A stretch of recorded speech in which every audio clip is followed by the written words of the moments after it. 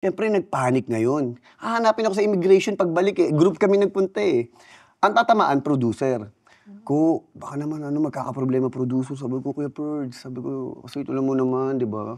Nung narinig ko sinabi mong abroad, ito talaga yung ano ko eh. Sabi niya, nanalo tayo, malay mo, pagbalik mo doon maging Piolo Pascual ka. No joke! Talaga, yun ang sinabi na sa akin. Siyempre ako naman, nakainom kayo, di ba? Dahil bata pa rin ako. Nag-utu-utu naman ako. Maniwala naman ako na ano. Pag bata ka talaga, utu-utu ka eh. Lahat na lang papaniwalaan mo eh. Sabi ko, baka nga, malay mo, nanalo. Baka mamaya iba yung pagdating mo sa Pilipinas, biglang sumikat ka, di ba? Di, siyempre, convince ko. Sabi ko, sige. Sumama ako pa uwi ng Pilipinas. Pagdating ko sa Pilipinas, ang interview sa amin, pinagkakaguluhan agad kami dahil nga first time nanalo sa Locarno eh. Ano masasabi mo? Ikaw pala nakabuntis kay Catherine Luna. Naalala ko yun. Alam mo kung bakit? Nag-i-ETK ako. Isa sa unang show ko sa ABS-CBN, yun ang topic. Coco Martin, nabuntis si Catherine Luna. Sabi ko, yan pala si Coco Martin. So yun na yung nasa isip ko.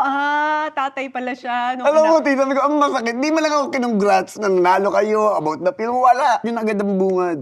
Kaya sabi ko, after noon, di puro ganun. Walang congrats. Tapos, nung movie rin yun, nanalo na ako sa YCC, Young Critic Circle. Nanalo agad ako doon para doon sa first movie. Best Actor? Best Actor. Wow. Pero, hindi ko rin siya inintindi. So hindi mo pa nararamdaman na mag-aartista na ako? Hindi. Walang ganun? Kasi hindi ko talaga inano na mag-aartista ako. Ang ano ko lang trabaho. Ang mindset ko, yung pag-aartista sa akin noong that time, racket. Kahit yung first movie ko, racket. Tapos hanggang dumating ng point, lumaban ako sa iba-ibang festival gano'n, nagpapaalam ako, hindi ako pinapayagan. Pagdating ko sa Toronto, meron akong isang mag-asawa, may maaari sila ng restaurant, gusto na rin nila ako kunin. Tapos nagpaalam ulit ako kay Direk Dante, hindi na naman ako pinayagan. Sabi ko, gano'n na, hindi niyo ako pinapayagan na. May laban ulit ako sa Vancouver. Sabi ko, sama ulit ako dyan ha. Hindi nila alam, nagpabisa lang ako. Nung nakakuha na ako ng visa sa Vancouver, lumipad ako papuntang Alberta kasi doon may mga kamag-anak ako. Doon ako nagtrabaho for 9 months ng janitor.